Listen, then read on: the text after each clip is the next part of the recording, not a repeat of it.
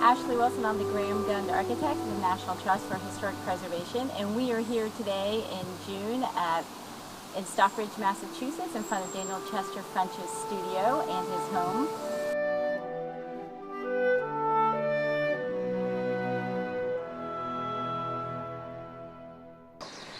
The studio was the first building that Daniel Chester French designed with the help of Henry Bacon, the architect of the Lincoln Memorial, in 1896-97.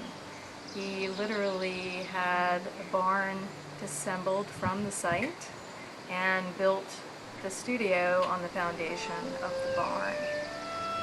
It was the first building he wanted to build here at Chesterwood because he was working on an equestrian monument of George Washington for the city of Paris. We're about to begin a major rehabilitation project of the studio. So after over 110 years, the studio, which is a wood frame diaphanous building with stucco applied to it, is at the end of its natural lifespan, and we've repaired it many times. We've decided it's time for total replacement. So that work is going to take place this summer, and we're also going to restore the windows, the doors, the roof, and do structural repairs along the way, as well as the interior.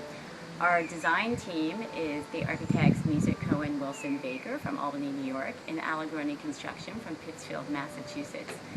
The major donors for this project are the Massachusetts Cultural Council Cultural Facilities Fund, the National Trust for Historic Preservation Historic Sites Fund, and the City of Stockbridge.